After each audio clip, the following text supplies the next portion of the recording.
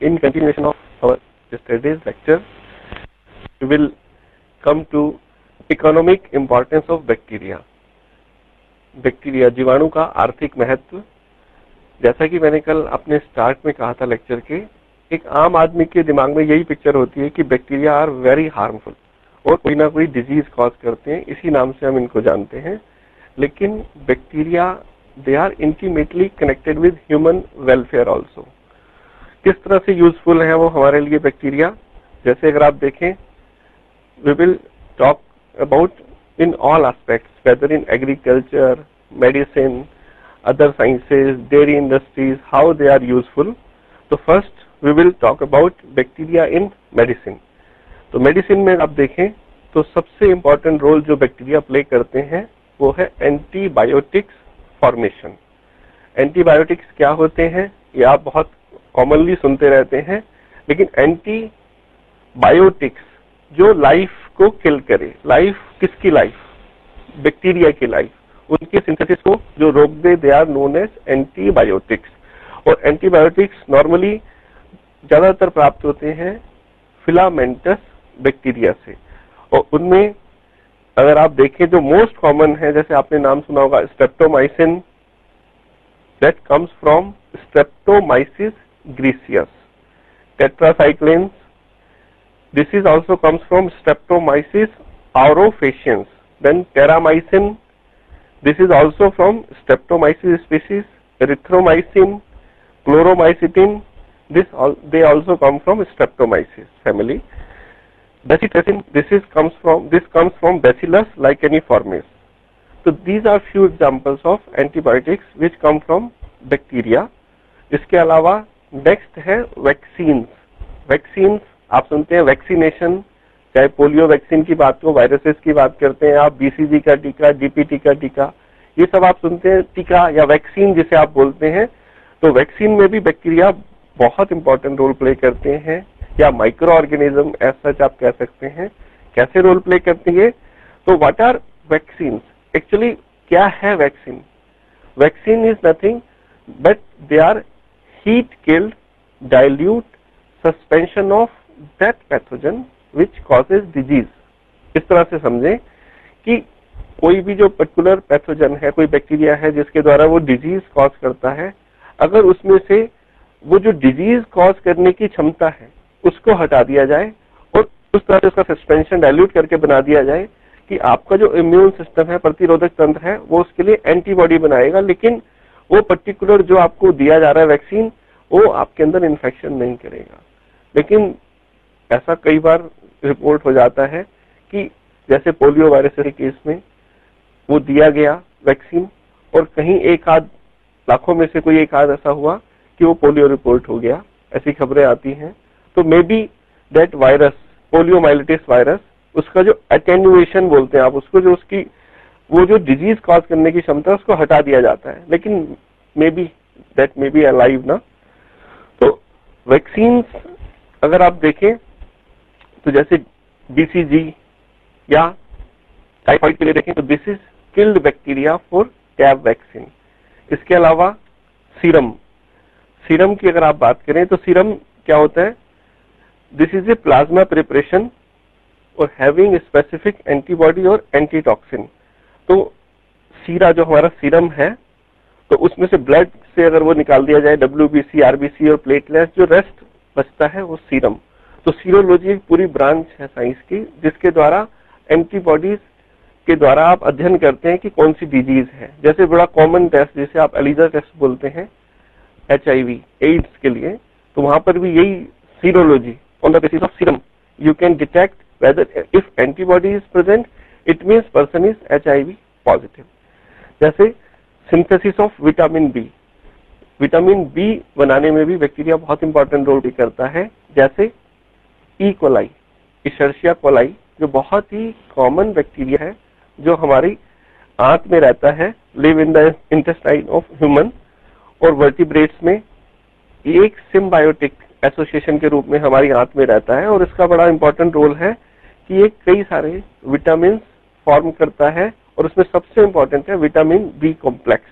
इसीलिए जब कोई एंटीबायोटिक्स आपको दिए जाते हैं तो डॉक्टर जरूर उसमें विटामिन बी की टैबलेट्स, विटामिन बी के कैप्सूल आपको देते हैं, क्योंकि आपका जो माइक्रोबियल फ्लोरा है वो एंटीबायोटिक्स के द्वारा जो ये आपका यूजफुल माइक्रोब्स हैं वो किल ना हो जाए, तो विटामिन बी कॉम्प्लेक्स उसमें दिया जाता है। तो ये तो हुआ मेडिसिन में कैसे यूज होते हैं बैक्टीरिया। उसके बाद उनका कृषि में क्या यूज है, एग्रीकल्चर में। तो एग्रीकल्चर में अगर आप देखें, उनका सॉइल की फर्टिलिटी, उपजाऊपन जो है मृदा का, उसमें बड़ा इंपॉर्टेंट रोल प्ले करते हैं। जैसे एक प्रोसेस होता है मिनरलाइजेशन, मिनरल्स का फॉर्मेशन, जैसे सेप्रोफिटिक बैक्टीरिया, मर्तोप जीवी जो जीवाणु है, जैसे स्यूडोमोनास, तो वो क्या करता है, तो जितने भी डेड एनिमल्स या डेड बॉडीज हैं उनको डिकम्पोज कर देता है और उसको सिंपलर इनऑर्गेनिक कंपाउंड में कन्वर्ट कर देता है। उसके अलावा उसमें से नाइट्रेट, फॉस्फेट, सल्फेट, ये सब निकल जाते हैं जब वो डिकम्पोज की तरह से उसके अपमार्जक बोलते हैं उसको, उसकी तरह से काम करता है। तो उसमें से जो ये मिनरल्स निकलते हैं डेड बॉडीज में, तो वो सारे सॉइल में मिक्स हो जाते हैं और इसको बोलते हैं आप मिनरलाइजेशन। इसके अलावा डिके करना, कोई भी जो डेड मटेरियल है उसको इस तरह से पूरी तरह से खत्म कर देना कि उसमें से जब वो एयर की प्रेजेंस में होता है, इसको बोलते हैं डिके, जब कोई बुरी स्मेल या फॉल स्मेल नहीं रहती।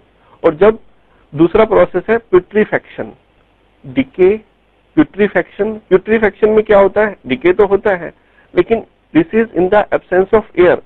तो उसमें क्या होता है, कई बार आप देखते हैं कोई जानवर मरा हुआ है, जैसे वो गंदी सी जो स्मेल आती है, दैट इज बिकॉज ऑफ प्यूट्रीफेक्शन। इसके अलावा इनका जो रोल है फर्मेंटेशन में बहुत इंपॉर्टेंट रोल है। एग्रीकल्चर में दूसरा जो रोल प्ले करते हैं बैक्टीरिया, अमोनिफिकेशन। अमोनिफिकेशन क्या होता है, अमीनो एसिड्स का अमोनिया में कन्वर्ट होना, this is known as ammonification. तो जैसे देखें अगर आप Bacillus ramosus, Bacillus vulgaris, these are bacteria which are responsible for ammonification. Next है नाइट्रिफिकेशन। नाइट्रिफिकेशन जब अमोनिया कन्वर्ट होता है या अमोनिया के जो compound when they are converted into nitrites and nitrates, this is known as nitrification. जैसे कुछ chemosynthetic bacteria जैसे नाइट्रोसोमोनास एंड नाइट्रोबैक्टर, ये इस प्रोसेस में हेल्प करते हैं नाइट्रिफिकेशन में, इनका नाम जरूर सुना होगा आपने। देन नेक्स्ट है नाइट्रोजन फिक्सेशन। नाइट्रोजन फिक्सेशन में बहुत इंपॉर्टेंट रोल प्ले करते हैं बैक्टीरिया। जैसा कि आप देखते हैं एटमॉस्फेयर में जो नाइट्रोजन है उसका परसेंटेज सर्वाधिक 78% होता है, लेकिन plants can not fix nitrogen for themselves, अपने आप से नाइट्रोजन फिक्स नहीं कर पाते, तो वो हेल्प लेते हैं, या जो ये बैक्टीरिया है, माइक्रोबियल फ्लोरा है, वो हेल्प करता है नाइट्रोजन के फिक्सेशन में। तो उसमें कई स्टेप्स होते हैं और उसमें कई रोल प्ले करते हैं, जैसे एजेटोबैक्टर, क्लॉस्ट्रीडियम, बैसिलस, ये सब रोल प्ले करते हैं इसमें। और नाइट्रोजन साइकिल में जो मेन स्टेप है nitrogen fixation, nitrogen assimilation, decay ammonification, then denitrification and sedimentation, and complete nitrogen cycle, this can't be completed without the help of these microbial world और bacteria।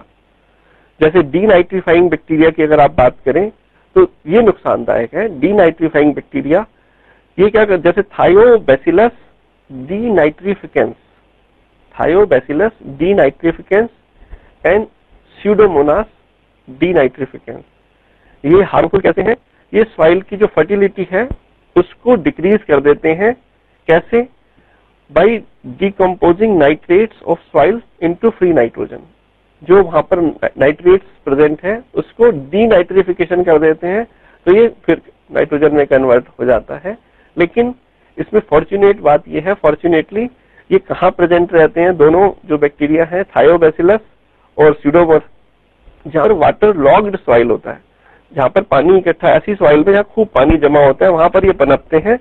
और ऐसी जो सॉइल होती है that is unfit for cultivation, वहां पर normally आप कुछ ग्रो नहीं कराते हैं, तो डीनाइट्रिफिकेशन के चांसेस ऑटोमेटिकली कम हो जाते हैं। Then bacteria in industry. Industry में क्या रोल है बैक्टीरिया का? जैसे एक बहुत ही इंपॉर्टेंट रोल है curing of tea and tobaccos, जैसे टी और टोबैको, इसका एक तो फ्लेवर मेंटेन रहना, और कई बार कुछ बैक्टीरिया है या कुछ ऐसे माइक्रोब्स होते हैं जो इसको बिटरनेस इसमें पैदा कर देते हैं, और कुछ यूजफुल बैक्टीरिया है जिनको इस्तेमाल किया जाता है जिससे कि वो स्पेसिफिक फ्लेवर भी मेंटेन रहे और बिटरनेस खत्म हो जाए। वहां पर बैक्टीरिया काफी इंपॉर्टेंट रोल प्ले करते हैं। इसके अलावा कैनिंग इंडस्ट्री, जहां पर लेदर इंडस्ट्री में लेदर को सॉफ्ट करने में बैक्टीरियल एंजाइम बहुत इंपॉर्टेंट रोल प्ले करते हैं। Then most important and most common is dairy industries. Dairy industry में देखें आप, curd, cheese, butter, they are used in industry this lactic acid, जो वो उसमें लैक्टिक एसिड कन्वर्ट होता है जो दूध दही बनना, और वहां पर जो रोल प्ले करता है दैट इज स्ट्रेप्टोकोकस लैक्टिस। उसके अलावा कई सारे फ्लेवर्स देने के लिए भी बैक्टीरिया का रोल होता है।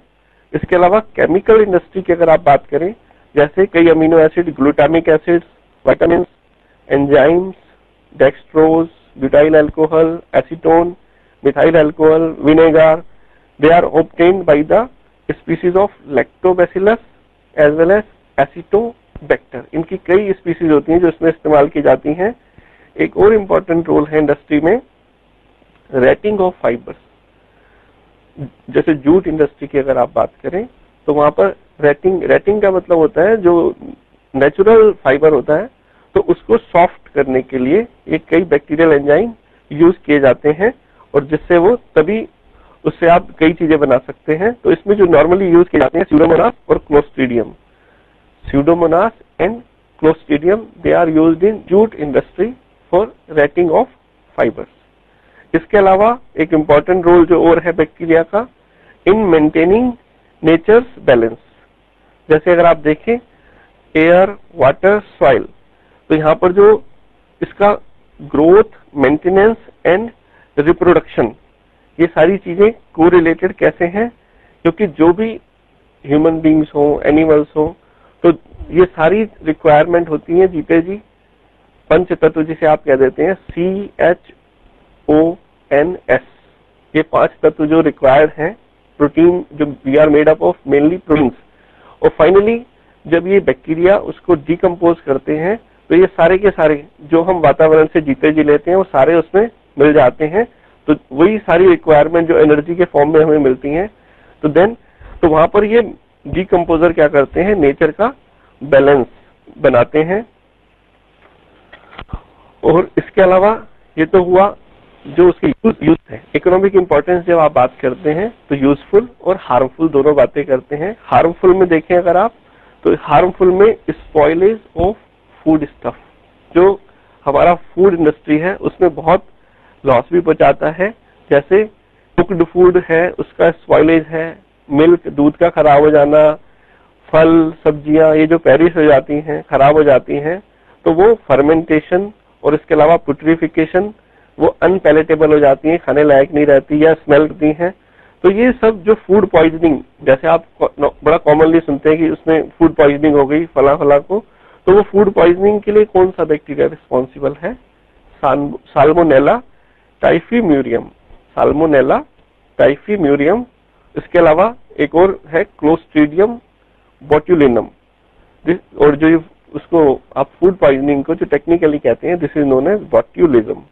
इसके अलावा ह्यूमन बैक्टीरियल डिजीजेस हैं जैसे pneumonia, this is caused by Diplococcus pneumoniae, typhoid, Salmonella typhosa, tetanus, Clostridium tetani, TB, this is caused by Mycobacterium tuberculosis, cholera, this is caused by Vibrio cholerae, plague, Pasteurella pestis, food poisoning, Clostridium botulinum, syphilis, Treponema pallidum. ये just कुछ example बताए आपको। और इसके अलावा animal bacterial diseases, bacteria जो animal में disease cause करता है उसमें कॉमन है ब्लैक लेग डिजीज। ये होती है क्लोस्ट्रीडियम शोवियाई के द्वारा। उसमें है anthrax in cattles, this is because of Bacillus anthracis then TB of cattle, Mycobacterium bovis. और प्लांट बैक्टीरियल डिजीजेस जो कॉमन है, potato wilt, this is because of Pseudomonas solanacearum. Crown gall, this is because of Agrobacterium tumefaciens. इसके बारे में मैं आपको बताना चाहूंगा कि ये जो एग्रोबैक्टीरियम ट्यूमिफेशियंस है ये बहुत ही इंपॉर्टेंट भी है। हालांकि हार्मफुल डिजीज तो ये कर रहा है, लेकिन इसकी इंपॉर्टेंस काफी बाद में पता चली है और ये बहुत इंपॉर्टेंट रोल प्ले करता है रिकॉम्बिनेंट डीएनए टेक्नोलॉजी, या ये कहें this is an example of natural genetic engineer. इसके अंदर जो प्लाज्मिड कल हमने डिस्कस किया था, प्लाज्मिड, तो प्लाज्मिड क्या होता है? Extra nuclear chromosome, double standard, circular और इंडिपेंडेंट ऑफ बैक्टीरियल क्रोमोसोम। तो इसके अंदर एक प्लाज्मिड पाया जाता है जिसको आप बोलते हैं टीआई प्लाज्मिड। तो उसका बड़ा इंपॉर्टेंट रोल है नाइट्रोजन फिक्सेशन, या ये कहें जो जीन रिस्पॉन्सिबल होता है नाइट्रोजन फिक्सेशन के लिए, उसको आप इनकॉर्पोरेट कर सकते हैं प्लांट्स में। तो this is done by this particular bacterium, this is crown gall, otherwise it is causes crown gall. इसके अलावा सिट्रस कैंकर, ज़ैंथोमोनास सिट्री के द्वारा होता है ये। और इसके अलावा हार्मफुल की अगर आप बात करते हैं, बायो वेपन्स, जैव हथियार जिसे आप बोलते हैं, सुनाई देता है कि आने वाले समय में जैसे परमाणु बम या एटम बम, न्यूक्लियर बम की आप बात करते हैं, उसी तरह से बायो वेपन्स, जैव हथियार, ये इस्तेमाल किए जा सकते हैं कभी। ऐसा ड्रेडेड, ऐसी आशंकाएं होती हैं एडवांस दुनिया में। तो उसमें यह है जो बायो वेपन्स हैं, तो वहां पर ये बड़े खतरनाक रूप में रोल इनका प्ले किया जा सकता है, क्योंकि use of these bio weapons is called biological warfare और जर्म वारफेयर। जो इसमें पैथोजन यूज हो सकते हैं, उनकी क्या कैरेक्टर्स होने चाहिए? They should be highly infectious, they have high potency, no vaccines are available against them, they have delivery as an aerosol, they are lethal or fatal, they can be produced quickly and easily। तो कुछ diseases हैं जिनको bio weapon की तरह से या तो इस्तेमाल किया गया है या किया जाने की आशंकाएं हैं। वो है anthrax, plague, cholera, yellow fever, small pox, Shigella, typhus etcetera. ये हैं जो ऐसे बैक्टीरिया जिनको कभी जैव हथियार की तरह से कोई यूज कर सकता है, तो in that case they are very harmful. इसके अलावा जो डीनाइट्रिफिकेशन और रिडक्शन ऑफ सॉइल फर्टिलिटी है, this is also one of the harmful effect this bacteria. Now this bacteria, now we'll come to another dreaded disease causing like microbes, or you can say less than microbes, they are viruses. Now you can see this PowerPoint. Viruses के बारे में ये कहा जाता है कि वो living है या नॉन लिविंग है। जैसे infectious particle of nucleic acid and protein, they are made up of nucleoproteins. हम भी ऐसे ही बने हैं न्यूक्लियोप्रोटीन्स, लेकिन उनकी क्या खासियत है? कैन नॉट लिव और रिप्रोड्यूस आउटसाइड अ होस्ट। जब तक वो किसी लिविंग सेल के संपर्क में नहीं आते, they are non living, they can remain in crystallize form. जो फर्स्ट वायरस डिस्कवर हुआ that was tobacco mosaic virus. ये देखें आप, एक की नॉर्मल लीव है और ये इन्फेक्टेड, ये देख रहे हैं आप tobacco leaf, this is infected with tobacco Mosaic इसे बोलते हैं आप, जो ये दिखाई दे रहा है, this is Mosaic symptoms. Virus is the boundary of life, at the boundary of life between the macromolecules which are not alive and the prokaryotic cell which are living, like the viruses and bacteriophages। Viruses और bacteriophages, इनको एक कड़ी कहा गया है living और non living के बीच में। Viruses are found everywhere.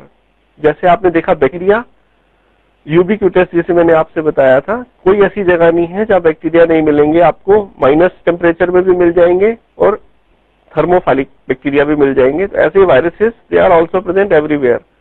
उसका जो अगर आप देखेंगे, they are made of nucleic acid. Nucleic acid में भी डीएनए और आरएनए। जैसे आप देखते हैं कुछ मैक्सिमम आप देखेंगे डीएनए वायरसेस, बस कुछ आरएनए वायरसेस भी होते हैं जिनको आप बोलते हैं retro virus, and a protective coat of protein molecule and sometime lipids. Viruses में एक तो न्यूक्लिक एसिड तो है ही है, इधर डीएनए और आरएनए, इसके अलावा एक उसके ऊपर एक कवरिंग पाई जाती है प्रोटीन कोट, जिसे आप हेड बोल देते हैं। उसमें आप देखेंगे बहुत सारे स्ट्रक्चर से आगे आप देखेंगे, ये देखिए आप सेल्स एंड वायरसेस। इसमें अगर आप देखें structure, cell membrane, cytoplasm, eukaryotes also contain nucleus and organelles, reproduction, genetic code देखें आप। ये इसमें वायरसेस के जो नेमिंग है वो कैसे होता है, international committee on taxonomy of viruses name them based on 3 characters. उनका जो नामकरण है वो इस बेसिस पे किया जाता है कि उनमें कौन सा डीएनए है या आरएनए है। उसके अलावा ये जो न्यूक्लिक एसिड है ये डबल स्टैंडर्ड है और सिंगल स्टैंडर्ड है। और जो नेक्स्ट चीज है प्रेजेंस और एब्सेंस ऑफ न्यूक्लियर एनवेलप। उसका जो एनवेलप है न्यूक्लियस का, न्यूक्लियर एनवेलप, इसमें आप देखें prokaryotes versus eukaryotes versus viruses. Prokaryotes में देखें नो मेम्ब्रेन बाउंड न्यूक्लियस, कल हमने पढ़ा था। यूकैरियोट्स में न्यूक्लियस विद मेम्ब्रेन। इसमें अगर आप देखें वायरसेस में नो न्यूक्लियस। यहां पर आपने देखा था कल जैसे bacterial cell, clear cut cell wall was there. और यहाँ पर अगर यूकैरियोट पे एनिमल्स में सेल वॉल नहीं होती लेकिन प्लांट्स में सेल वॉल होती है, यहाँ पर नो मेम्ब्रेन। जैसे आपने देखा था कल ओनली फ्यू ऑर्गेनील्स, या ऐसा भी हो सकता है किसी किसी प्रोकैरियोट में कोई भी ऑर्गेनील प्रेजेंट ना हो। जैसे इसमें देखा था आपने राइबोसोम, लाइसोसोम, यूकैरियोट सेल का हमने स्टार्टिंग किया था, तो कितने सारे ऑर्गेनील्स उसमें होते हैं, इसमें नो ऑर्गेनील्स एट ऑल। इसके अलावा has a capsule surrounding it. जैसे बैक्टीरिया में आपने देखा स्लाइम और कैप्सूल्स वर देयर, यहाँ पर आप देख रहे हैं has a lipid bilayer membrane, जो यूकैरियोट में आप देखते हैं पीएलपी। और इसमें can not reproduce on its own. इसमें देखें 3 मेन टाइप्स, यहाँ specialize by a 1000 of different sizes and shapes, generally not consider alive by most standard. Virus का स्ट्रक्चर अगर आप देखें तो वायरल पार्टिकल में ये capsid, this is protein, envelope भी प्रेजेंट है, जो कवरिंग है उसमें न्यूक्लियो कैप्सिड जैसे आपने सुना होगा। तो capsid, this is protein, envelope, ये सभी वायरसेस में जरूरी नहीं पाया जाता। जो इनर कोर होता है न्यूक्लिक एसिड, डीएनए और आरएनए हो सकता है, उसके अलावा वेरियस प्रोटीन्स और दे आर एंजाइम्स। ये देखें आप, this is adeno virus, a naked virus with a polyhedral, ये देखिए आप इसका शेप पॉलीहिड्रल कैप्सिड। जो अभी आपने देखा कैप्सिड, ये रहा कैप्सिड, दिस इज कैप्सिड। ये फाइबर देखिए आप इसमें, और इसका जो न्यूक्लियर मटेरियल होता है वो डीएनए होता है और ये प्रोटीन यूनिट देख रहे हैं आप, दिस इज पॉलीहिड्रल कैप्सिड। और ये दिखा रहा है जो TEM 80,000x, जो उसका नॉर्मल साइज है उससे 80,000 बड़ा आपको दिखाया जा रहा है। ये ट्रांसमिशन इलेक्ट्रॉन माइक्रोस्कोप TEM के द्वारा ये फोटोग्राफ लिया गया है, TEM के द्वारा, ट्रांसमिशन इलेक्ट्रॉन माइक्रोस्कोप। ये देखिए आप इन्फ्लुएंजा वायरस, देखने में कितना वो लग रहा है ये, दिस इज एनवेलप और इसे ये स्पाइक, और ये दिस इज हैविंग आरएनए, जो इसका जेनेटिक मटेरियल होता है इन्फ्लुएंजा वायरस का, दैट इज आरएनए। और ये इसका जो कैप्सिड देख रहे हैं आप, और इसका ये साइज, ये नॉर्मल साइज, ये 20 नैनोमीटर, ये नॉर्मल साइज ये है इसका। विरियन स्ट्रक्चर, ये देखिए आप इसका स्ट्रक्चर, ये this is nucleic acid, spike projections, lipid envelope, protein capsid and virion, virion मतलब वायरस से रिलेटेड उसका protein, viral protein, this is virion associated polymerases. ये आप देखिए वायरस स्ट्रक्चर T4 बैक्टीरियोफेज, ये दिखाई दे रहा है। इसका जो हेड है ये इसका, दिस इज ये हेड, और यहाँ पर ये डीएनए है, इसमें डीएनए वायरस है T4 बैक्टीरियोफेज। और ये आपने देखा होगा जो बैक्टीरियोफेज नॉर्मली आप देखते हैं जो सबसे कॉमन स्टडी करते हैं, जैसा कल हमने बात की थी इसमें, जब हमने आपसे बताया कि जो बैक्टीरिया है, बैक्टीरिया में जीन ट्रांसफर कैसे होता है, तो जीन ट्रांसफर के 3 मैकेनिज्म कल हमने बात की थी, ट्रांसफॉर्मेशन, कंजुगेशन एंड ट्रांसडक्शन। तो ट्रांसडक्शन मैंने आपसे कहा था 2 तरह से होता है, जनरलाइज्ड ट्रांसडक्शन और स्पेशलाइज्ड ट्रांसडक्शन। तो ये कैसे संभव होता है? ट्रांसडक्शन जहां होता है, ट्रांसडक्शन में किसी न किसी मीडिएटर की, जब बैक्टीरियल जीन ट्रांसफर होता है एक बैक्टीरिया से दूसरे बैक्टीरियम में with the help of bacteriophage, then it is known as transduction. तो वो ट्रांसडक्शन जो हमने कल बात की थी, वहां पर ये रोल प्ले करता है T4 बैक्टीरियोफेज। तो T4 बैक्टीरियोफेज का ये दिखा रखा हेड, इसका डीएनए ये देख रहे हैं आप, हेक्सागोनल है ये, और इसके यहाँ पर ये नेक, ये जो ये वाला पोर्शन है, देन टेल शीथ, और ये टेल फाइबर, ये देख रहे हैं आप।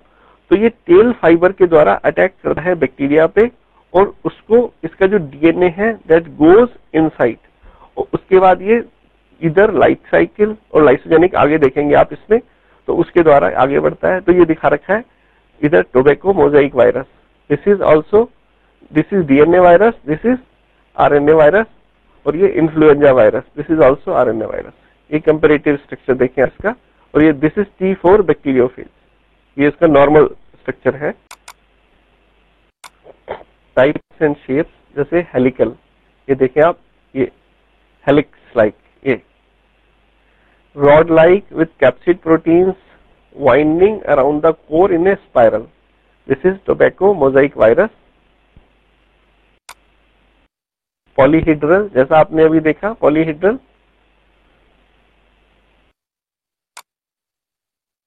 Polyhedral capsule attach to a helical tail, ये देखिए आप, ये इसका helical tail. This is flu virus, T4 bacteriophage, ये देखें कैसे ये कर रहा है, दिस इज T4, ये in this way this comes and attacks it's जो बैक्टीरियल सेल, और बैक्टीरियल सेल को ये जब इसके ऊपर अटैक करता है तो क्या करता है, it behaves as it is its own machinery, या ये कहें it hijacks the machinery of its host.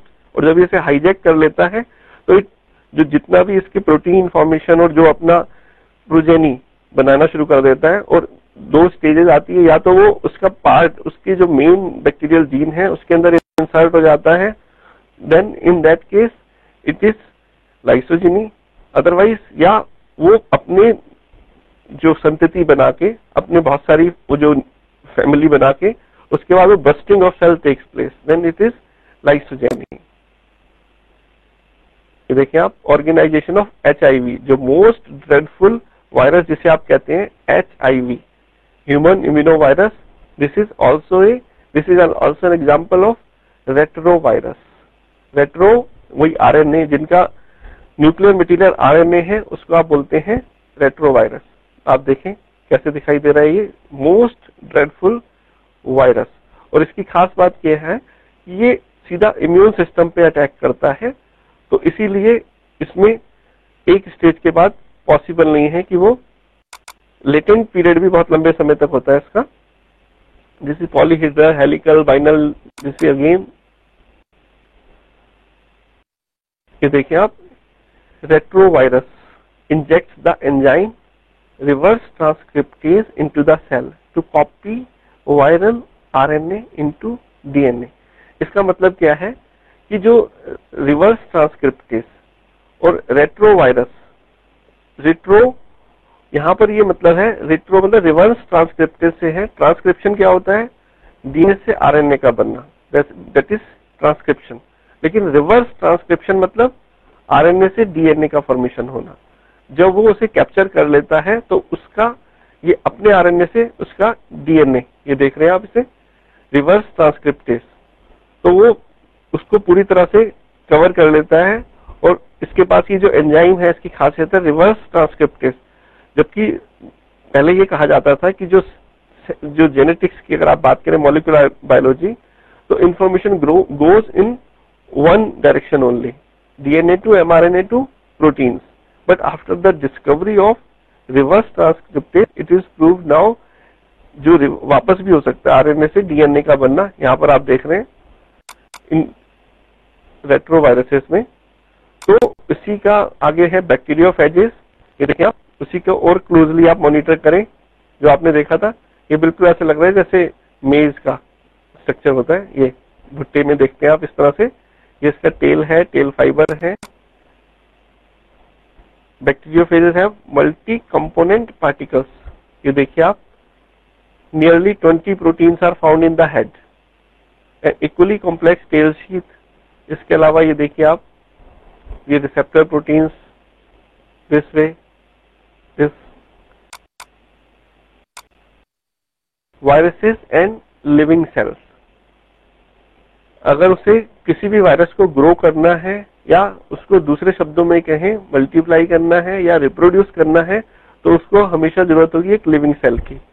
तो ये देखें आप, they also take advantage of the host respiration, nutrition and all the other functions that occur in living things. तो इसीलिए उनको आप क्या कह देते हैं, पैरासाइट्स। तो जैसे आप देखें वायरल रिप्रोडक्शन कैसे करते हैं वायरसेस रिप्रोडक्शन, जैसे हमने एक बैक्टीरियोफेज की बात करी आपसे, तो अगर आप देखें लाइटिक साइकिल जो मैंने आपसे बताया, जहां पर सेल बर्स्ट हो जाता है, उसका लाइसिस हो जाता है सेल का। सेल कौन सा, बैक्टीरियल सेल जिसको इन्फेक्ट कर रहा है वायरस या बैक्टीरियोफेज।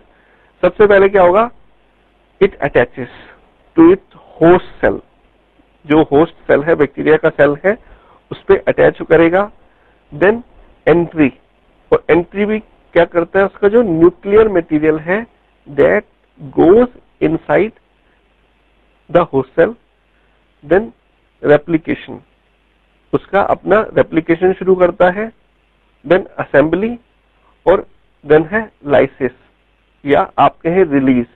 बस्ट हो जाता है सेल एक स्टेज के बाद, और उसमें से जो उसकी पूरा प्रोजेनीज है वो निकलती है।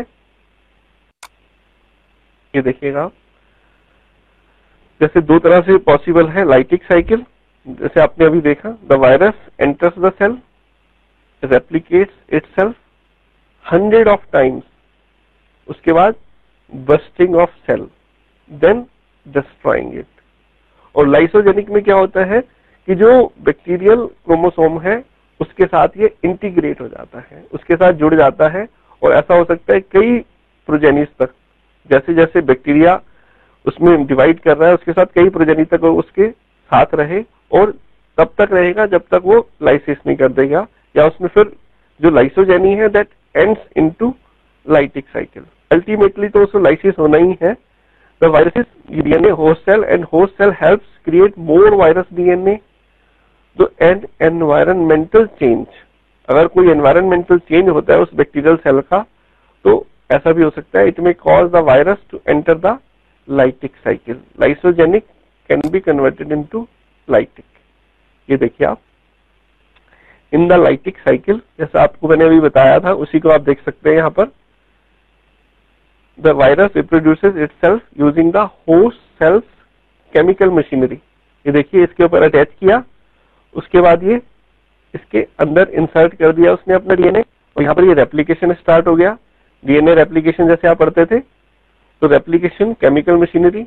The red spiral line in the drawing indicate the virus genetic material. ये देखिए, ये जेनेटिक मटेरियल दिखाई दे रहा है आपको, स्पाइरल लाइन, और जो ऑरेंज पोर्शन है outer shell that protects it. ये देखिए, ये जो ऑरेंज वाला, ये जो इसका हेड दिखाई दे रहा था इसको, और ये आप देखते हैं यहाँ पर रेप्लिकेशन स्टार्ट किया, और ये फिर पूरा असेंबली।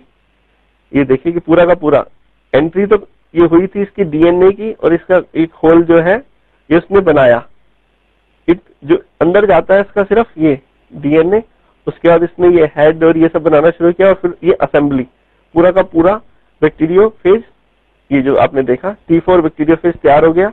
और उसके बाद ये बस्टिंग ऑफ सेल, ये बस्ट हुआ सेल, रिलीज हुआ, ये देखिए आप, ये 100 टाइम्स और या इसे 1000 टाइम्स इसकी प्रोजेनिस डेवलप हो गई और again it goes and infects new bacteria.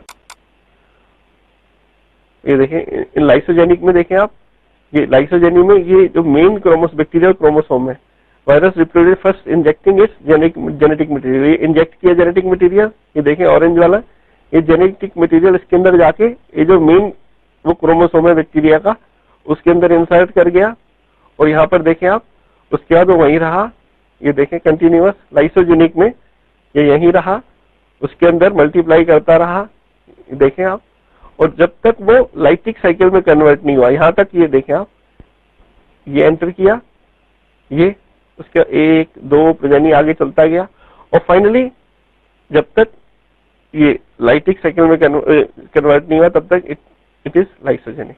ये देखें आप, finally it again bursts because of change in environment और whatsoever. Lysogeny leads to lysis, lytic cycle.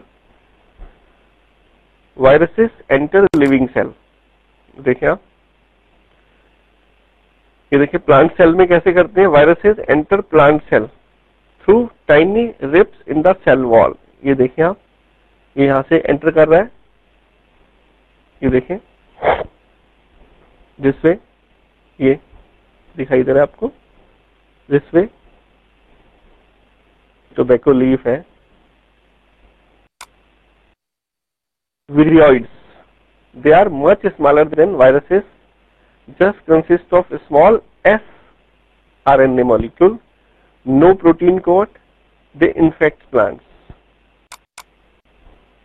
Prions, these are proteinaceous infectious agents, contain only protein, no nucleic acid, linked to number of fatal diseases। आपसे competitive exams वगैरह में पूछे जा सकते हैं। Virions, prions, linked to number of fatal diseases in humans and animals, obligate intracellular parasite. How does it replicate if nucleic acid? Prion protein converts host protein to prion protein. These cannot be killed by UV light or nucleases can be killed by proteases. Proteins हैं तो protease उसे and heat usually cannot be transmitted across species. This is slow infections caused by prions. That's all about viral infection, virus structure, how they infect bacterial cells, and what are the cycles, lytic cycle, lysogenic cycles in the structure, and so many diseases। जैसे आप देखें HIV जैसे हमने बताया, और कैसे detect करते हैं, एलाइजा टेस्ट जो मोस्ट कॉमन टेस्ट है, एंजाइम लिंक्ड इम्यूनोसॉर्बेंट एसे। इसके अलावा ये जो वायरल वर्ल्ड है that is more dreadful than bacteria. तो this is all about a summary of microbial world जो हमने स्टार्ट किया था आपके साथ कल, an insight into microbial world. तो उसके बारे में हमने आपसे डिस्कस किया, बैक्टीरिया का स्ट्रक्चर, उसके Gram stains, Gram negative, Gram positive bacteria, उनका अल्ट्रा स्ट्रक्चर, उनका क्लासिफिकेशन का गाइडलाइन। उसके अलावा we discussed gene transfer mechanism in bacteria as there is no true reproduction but gene transfer mechanism. तो gene transfer में जैसे हमने बात की थी, दो चीजें आपको कल थोड़ा सा डिस्कस किया था, जिसमें मैंने कहा था आपसे कंजुगेशन एंड ट्रांसफॉर्मेशन। तो उसमें आपने एक चीज तो देख ली कि जो ट्रांसडक्शन है, जो लाइटिक और लाइसोजेनिक साइकिल है, इसी से मैक्सिमम चीजें कवर होती हैं आपके ट्रांसडक्शन की। लेकिन इन केस ऑफ कंजुगेशन क्या होता है, वहां पर cell to cell contact, cell आपस में एक दूसरे को कॉन्टैक्ट करते हैं। तो उसमें जैसे आपने देखा F+ converts F- into F+, और जो उसमें स्पाइलियस, जो उसमें देखा था आपने ग्राम नेगेटिव बैक्टीरिया में, जिसे आप बोलते हैं फिम्ब्रियाई या सेक्स स्पाइलाई, तो उसके द्वारा जुड़ते हैं कंजुगेशन में। तो जो जीन ट्रांसफर मैकेनिज्म है वो 3 तरह से है। एक है फ्री अपटेक ऑफ डीएनए जैसे transformation, cell to cell contact जिसे आप बोलते हैं कंजुगेशन, और तीसरा with the help of any mediator जैसे बैक्टीरियोफेज कीटो। तो that is all about. Thank you.